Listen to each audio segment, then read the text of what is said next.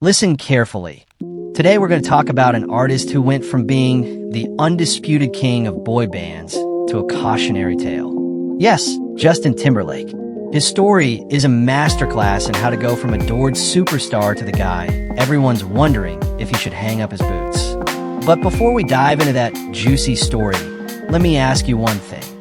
If you're watching this video and want to be among the first to add strength and grow this channel, subscribe now, like this video, and help me reach the 100 subscriber goal.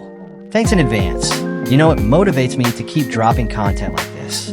Now, let's get down to business. Justin Timberlake was the perfect example of post-boy band success.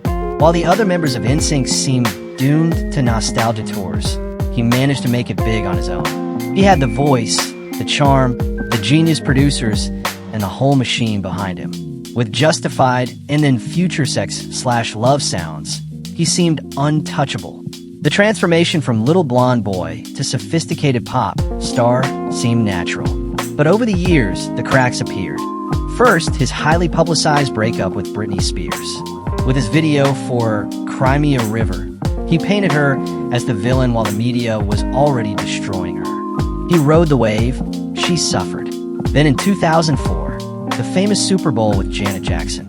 Janet's career took a terrible hit. Justin escaped unscathed and was even invited back to perform his show years later. Then musically, things went downhill. After his big hits, he took a 7-year hiatus. His comeback with the 2020 Experience was a hit, but some found it already too long and self-centered. And when he tried to reinvent himself with Man of the Woods in 2018, no one followed. Critics found it bizarre, poorly marketed, and some saw it as a way to get back to his white roots after long profiting from black culture. Beyond that, Justin has made a string of missteps. Remember his tweet after Jesse Williams' speech in 2016? When someone asked him if he was going to stop appropriating black culture, he basically replied, "We're all the same." Translation, a nice misplaced "all lives matter," which set Twitter ablaze. The result?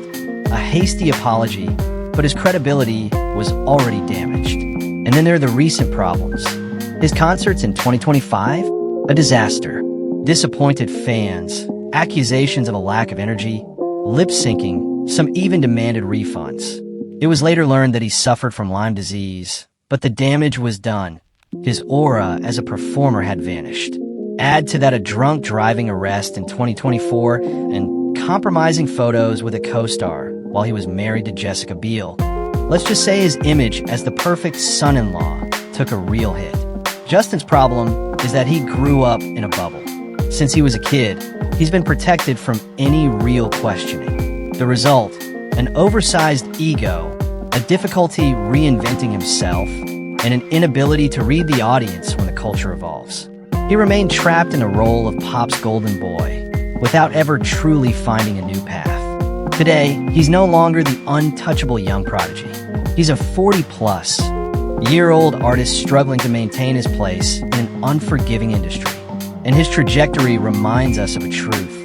Talent and charm can take you to the top, but without humility and self-analysis, they're not enough to keep you there. So the real question is, will Justin Timberlake make a real comeback? Or will he remain a warning to future generations? Only time will tell. And you, do you think he can reinvent himself? Or is it already too late? Share your opinion in the comments. I'm really interested. Thanks for watching, and don't forget to subscribe to join the adventure and help the channel reach 100 subscribers. See you soon for a new video.